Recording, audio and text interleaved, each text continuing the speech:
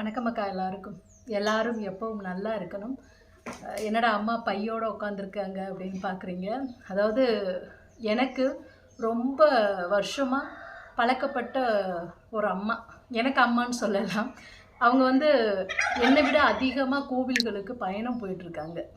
ஆனால் அவங்க பயணம் போயிட்டு வரும்போதெல்லாம் என்கிட்ட கேட்பாங்க, சந்திராம்மா, நான் பயணம் போகும்போதெல்லாம் ஏதாவது உடல்நிலை பிரச்சனை வருது, எதுக்காக எனக்கு அவள் பிரச்சனை வருதுன்னு தெரியல, என்ன பண்ணுறதுன்னு தெரியல, என்ன எடுத்துகிட்டு போகிறதுன்னு தெரியல, ஏதோ ஒன்று மிஸ் பண்ணிடுறேன், இல்லை போயிட்டு ரொம்ப வயிற்று பிரச்சனை, உடலுக்கு ஏதாவது ஒரு நோவு வந்துடுது, நீங்கள் என்ன தான் எடுத்துகிட்டு போவீங்க அப்படின்னு சொல்லி கேட்டாங்க என்கிட்ட. இது ரொம்ப நாளாக கேட்டுகிட்டே இருக்காங்க.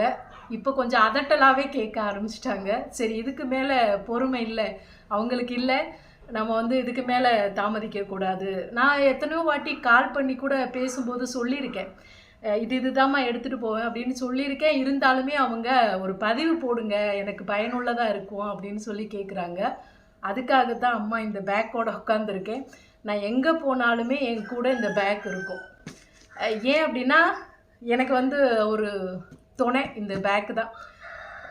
நானாக பல நேரங்களில் பயணங்கள் போயிருக்கேன். முன்னாடியெல்லாம் பார்த்திங்கன்னா, இப்போ சமீப காலங்களாக என் கூட யாராவது ஒருத்தர் இருந்தால் தான் அப்படிங்கிற அளவுக்கு சூழ்நிலைகள் மாறி இருக்கு. அந்த மாதிரி நான் என்ன எடுத்துகிட்டு போவேன் அப்படின்னா, முதல்ல நாள் கணக்கு தான். ஒரு நாள் போகிறேனா, 2 நாள் போகிறேனா, 3 நாள் போகிறேனா அப்படின்னு ஒரு கணக்கு இருக்கு இல்லையா? அந்த வகையில் ஒரு நாள் தான் நாம் ஒரு சில கோயில்கள் தீர்மானிச்சுட்டு போகிறோம். ஆனால் அந்த கோவில்களுக்கு போகிறப்போ எனக்கு எதுவுமே எடுத்துகிட்டு போக மாட்டேன். ஒரு நாள் அப்படின்னா எதுவுமே எடுத்துகிட்டு போக மாட்டேன். சும்மா இந்த பேக் மட்டும் எடுத்துகிட்டு போவேன், வேறு எதுவும் இருக்காது. இல்லை 2 நாள் 3 நாள் அப்படின்னு போனால், நீர்நிலை சார்ந்து போகிறேன் அப்படின்னா அப்போவும் எதுவும் எடுத்துகிட்டு போக மாட்டேன். ஏன்னா நான் அங்கேயே குளிச்சுட்டு இந்த ஈர துணியோடையே நான் உணர்த்திட்டு இருந்துக்குவேன். துணி மாற்ற மாட்டேன். ஏன்னா நம்ம போகிறது வெளி இடங்கள், தனியாக போகிறோம், நம்ம போய் ரூம் எடுக்க போகிறதில்ல, ட்ரெஸ் மாற்றுறது எங்கே ஏதுன்னு நம்ம பார்த்துட்ருக்கணும் இல்லையா? அதனால் நான் அதை எடுத்து சங்கடப்படவே மாட்டேன். அதனால் என்ன பண்ணுவேன்னா, முதல்ல நீர்நிலை சம்மந்தமாக அப்படின்னு பார்ப்பேன். அப்படி இருந்தால் கண்டிப்பாக ஒரே ட்ரெஸ்ஸோடையே போயிடுவேன். அங்கே போய் குளிச்சுக்குவேன். 2 நாள் ஆனாலும் 3 நாள் ஆனாலும் அதையே குளிச்சுட்டு மாற்றி இது பண்ணிக்குவேன். சரி, இல்லைம்மா நீர்நிலை இல்லாத இடம் அப்படின்னு பார்த்திங்கன்னா, என் கூட ஒரு ட்ரெஸ் இருக்கும். எப்படியாவது எங்கேயாவது ட்ரெஸ் மாற்றிக்கிறதுக்கு இடம் பார்த்துட்டு ஒரே ஒரு ட்ரெஸ் இருக்கும் தனியாக ஒரு பையில். அதில் 2 நாள் 3 நாளுங்கிறப்போ பழங்கள் இருக்கும். ஆப்பிள் இருக்கும், மாதுளம் பழம் இருக்கும், ஆரஞ்சு பழம் இருக்கும், வாழைப்பழம் கூட இருக்கும். இதே பழங்கள் எப்போவுமே நான் 3 நாள் 4 நாள் வெளியில் போகிறேன் அப்படின்னா பழங்கள் நான் வச்சுக்குவேன். ஏன்னா நான் போகிற இடங்களில் எல்லா நேரங்கள்லேயும் உணவு கிடைக்காது. நான் போய் கடையில் போய் டக்குன்னு சாப்பிட முடியாது. அன்னதானம் கிடைக்கும், இல்லாத நேரங்களில் எனக்கு அந்த பழம் கை கொடுக்கும். சரியா? அந்த வகையில் பயணத்துக்கு தகுந்து நம்ம மாறிக்கிறது தானே இல்லையா? இப்போ இந்த பைக்குள்ளே என்னதான் இருக்குது அப்படின்னு அந்த ஒரு அம்மாவுக்காகவும் இருக்கக்கூடிய பிள்ளைங்களுக்காகவும் நான் காமிக்கிறேன். சரியா? அப்புறம் இந்த பை பார்த்திங்கன்னா, எனக்கு ஒரு குழந்தை வாங்கி கொடுத்தது. முன்னாடி இந்த புளித்தோல் போட்ட மாதிரி ஒரு பேக்கு. எப்போவுமே நான் பை வாங்கினதே கிடையாது. எல்லா நேரங்கள்லையுமே ஏதோ ஒரு குழந்தை எனக்கு கொடுத்துடும். அந்த வகையில் இதுவும் என்னுடைய அன்பு பிள்ளை எனக்கு இது கொடுத்தது. ரொம்ப வருஷமாக இந்த பேக் இருக்குது. இதெல்லாம் என்ன, இதை வாயிலே சொன்னாலும் கேட்க மாட்டுறாங்க. இது பேக்கு, இதுக்குள்ளே ஒரு பேக் என்னன்னு பார்க்குறீங்களா? இதில் எனக்கான செலவுக்கான பணங்கள் இருக்கும். எப்போவுமே சில்லறை காசு செலவுக்கான பணங்கள் இருக்கும். ஒரு டைரி இருக்கும். நான் எங்கே போகிறேன், எத்தனை மணிக்கு போகிறேன், பஸ்ஸு அடுத்து எத்தனை மணிக்கு, ட்ரெயின் எத்தனை மணிக்கு அப்படின்னு சொல்லி எப்போவுமே முன்கூட்டியே நான் எழுதி வச்சுட்டே இருப்பேன், தேதி போட்டு. அப்புறம் பௌர்ணமி அமாவாசை எப்போ வருது, அன்னதானத்துக்கு ஏதாவது பொருள் இல்லை அப்படின்னு சொன்னாங்கன்னா அதை நோட் பண்ணி வைக்கிறது, கையில் எவ்வளோ பணம் இருக்குது, அடுத்து அன்னதானத்துக்கு தேவைக்கு பணம் என் கையில் இருக்கா இல்லையா அப்படிங்கிறதுக்கான ஒரு ஞாபகத்துக்காக டைரி எப்போவுமே என் கூட இருக்கும். கார்த்தி அச்சியக்கா இது எப்போவுமே என் கூட இருக்கும். முன்னாடிலாம் பார்த்திங்கன்னா, என்னோட தாத்தா பாட்டி அவங்கெல்லாம் எனக்கு எப்போவுமே சின்ன வயசில் சோப்போ ஷாம்போ யூஸ் பண்ண விடவே மாட்டாங்க. சீயக்காய் தான் அதிகமாக நான் பயன்படுத்தியிருக்கேன். அது பழக்கமாயிடுச்சு. வெளியில் எப்போ போனாலும் இந்த 2 சீக்காய் வந்து பைக்குள்ளே கிடந்துகிட்டே இருக்கும். யூஸ் பண்ணனா பண்ணலாம், இல்லைன்னா அப்படியே திருப்பி கொண்டு வந்துடலாம் இல்லையா, அதனால் சீக்காய் இருக்குது. கண்ணாடி, கண்ணுக்கு பிரச்சனையாம்மா கண்ணாடி போடுறீங்க அப்படின்னு சொல்லிட்டு ஒரு கண்ணாடி போட்ட வீடியோவில் கேட்டிருந்தாங்க. அப்படி கிடையாது, ஒரு குளிர்ச்சிக்காக. இது வந்து கூலிங்காக போடுறது. ரொம்ப ஏன்னா நான் ஹீட் அதிகமாகிறப்போ ஒரு மாதிரி கண்ணு காந்தலாக இருக்கும். அதே போல் நிறைய வெயில்களில் வந்து பயணத்தின் போது அலையிறப்போ இந்த கண்ணாடி போட்டுக்கிட்டால் கொஞ்சம் கண்ணு கூலிங்காக இருக்கும். அதுக்காக தான், மற்றபடி கண்ணுக்கு வேறு பிரச்சனை இல்லை. இது தேன் பாட்டில். எப்போவுமே என் கூட பயணத்தின் போது தேன் இருக்கும். எதுக்காகன்னு அடுத்து வரும் இல்லையா, அதில் உங்களுக்கு தெரிஞ்சிடும். தேன் இருக்குது. இந்த டப்பா கடுக்கா பொடி. நான் பயணம் போனாலும் சரி, இல்லை இங்கே இருந்தாலும் சரி, நான் இரவோ இல்லை காலையிலையோ வெறுவகத்துலையோ 1 ஸ்பூனாவது கடுக்கா பொடி வந்து என் வயிற்றுக்குள்ளே போயிடும். இது என்னமோ பழகி போயிடுச்சு. அப்பத்துலேருந்து, சின்ன வயசுலேருந்தே வந்து கடுக்கா பொடி தேனில் கலந்து சாப்பிட்றது. பயணத்தின் போது எனக்கு இந்த வயிற்று பிரச்சனை, ஹீட் பிரச்சனை இதெல்லாம் வராமல் இருக்குது அப்படின்னு சொன்னால் இது ஒன்று இருக்குது. ஏன்னா நிறையா வந்து பயணப்படும்போது பாத்ரூம் போக முடியவே முடியாது. நம்ம நினச்ச நேரங்களில் போக முடியாது. அந்த நேரங்கள்லாம் வந்து உள்ளே இருக்க உறுப்புகளை எல்லாம் ஃபால்ட் ஆகக்கூடிய தன்மை நிறைய இருக்குது. அப்படி இல்லாமல் இருக்கணும் அப்படின்னா இந்த மாதிரி கடுக்கா பொடி, தேன், இது 2 கையில் இருந்துட்டா எந்த பிரச்சனையுமே இல்லை. வயிறு சம்மந்தமாக எந்த பிரச்சனையுமே வராது. அப்புறம் இதுதான் வந்து என்னோட பூஜைக்கான பொருட்கள். எப்போவுமே 2 கட்டு பத்தி இருக்கும். ஏன் எதுக்குன்னெலாம் தெரியாது. வெளியில் கிளம்புறேன் அப்படின்னா பத்தி கட்டு இருக்கும். சூடம், அதாவது எங்கே போனாலுமே பத்தியோடு சேர்ந்து சூடமும் இருக்கும். ஏன் அப்படின்னா ஒரு மரத்தை கண்டாலும் இல்லை ஒரு மரத்துக்கிட்ட உட்காந்துருந்தாலும் அங்கே ஒரு சாமி இருக்குது அப்படின்னு சொன்னால் எனக்கு உடனே கடை பார்த்து இதெல்லாம் பார்க்க முடியாது. பத்தி சூடம் இருந்தால் நான் உடனே வணங்குறதுக்கு ஈஸியாக இருக்குங்கிறதுக்காக அதை வச்சுருக்கேன்.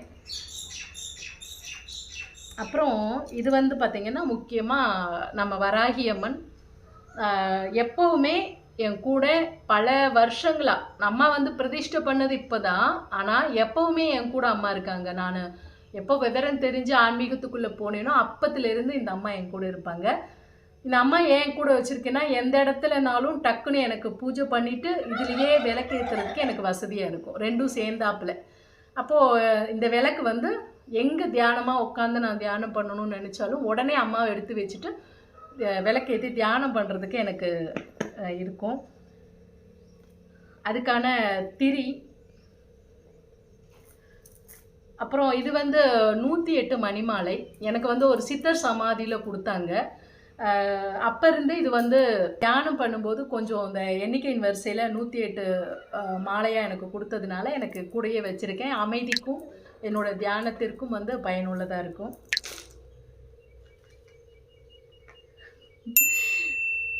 ஒரு 5 ரூபாய் காயின் இருக்குது. இது ஏன் நான் பூஜை பொருளோடு வச்சுருக்கேன் அப்படின்னு சொன்னால், கணக்கம்பட்டி சித்தரையாவை பார்க்க போயிருந்தோம் அவர் இருக்கும்போது.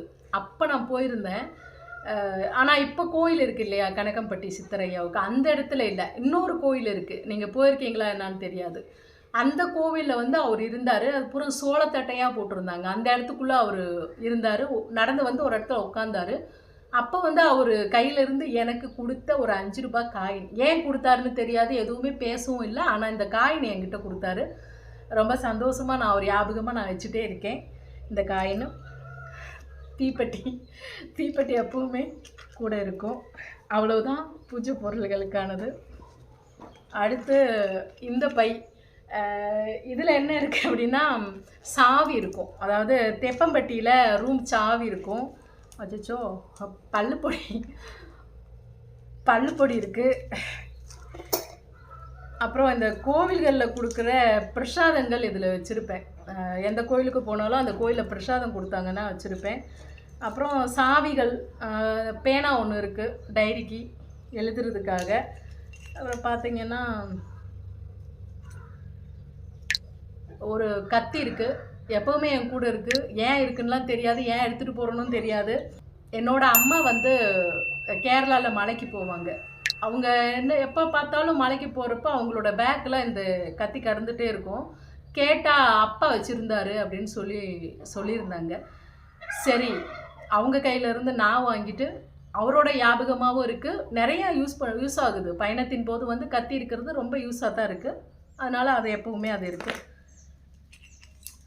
அப்புறம் சாவி, தெப்பம்பட்டி என்னோட ரூம் சாவி, அதே மாதிரி இந்த ரூம் சாவி, இதெல்லாம் இருக்குது.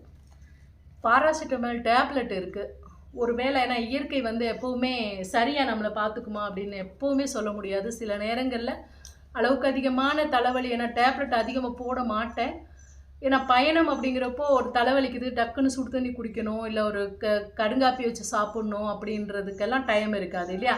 அதனால் அந்த மாதிரி டயத்தில் எனக்கு பாதுகாப்புக்காக ஒரு பாராசிட்டமல் டேப்லெட் இருக்குது. அப்புறம்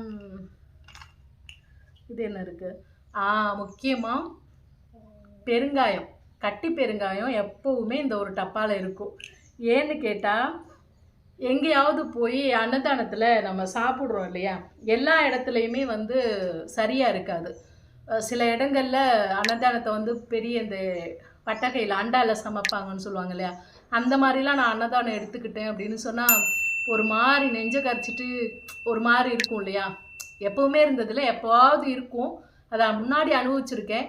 அதனால் இந்த பெருங்காயம் இருந்ததுன்னா டக்குன்னு தண்ணியில் கூட உரைச்சிட்டு அப்படியே அந்த தண்ணியில் கலந்து குடிச்சிடலாம் இல்லையா. அதுக்காக எப்போவுமே ஒரு பெருங்காயம், அவ்வளோதான். அடுத்து இந்த பர்ஸில் பார்த்தீங்கன்னா ஆதார், நம்ம கோயிலுடைய அடையாள அட்டை, ஆதார் கார்டு, பேங்கோட கார்டு, இது என்னோட குருநாதர் சக்தியம்மா, வேலூர் சக்தியம்மா ஆதார் கார்டு. அப்புறம் முக்கியமாக பார்த்தீங்கன்னா இதில் பார்த்தீங்கன்னா எல்லாமே கார்டு தான், ரேஷன் கார்டு, ஓட்டட்டை எல்லாமே இருக்கும். இதில் பாபா இருந்தார்.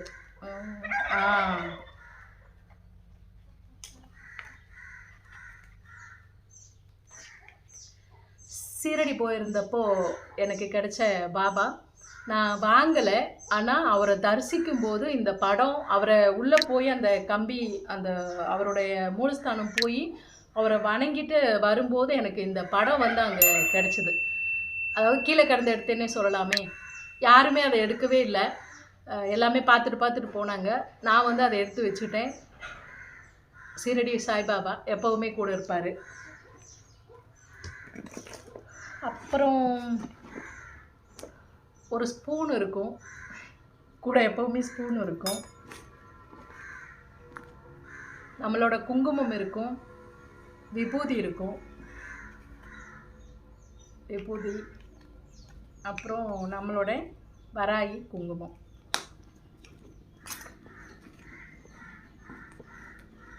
அடுத்து ஒரு புக்கு. இது வந்து பார்த்திங்கன்னா உபதேசம், ஞான உபதேசம் அப்படின்னு சொல்லிட்டு எனக்கு இந்த புக்கு வந்து பார்த்திங்கன்னா கோரக்கர் சித்தர் சமாதியில் இருக்கக்கூடிய ஒருத்தர் இப்போ நேற்று இல்லை 6 வருஷத்துக்கு முன்னாடி எனக்கு கொடுத்தாரு. இது யார் எழுதுனதுன்னு தெரியாது, அவரும் என்கிட்ட சொல்லலை. ஏன்னா 17வது பக்கத்தில் இருந்து தான் இந்த புக்கு என்கிட்ட கொடுத்தாரு.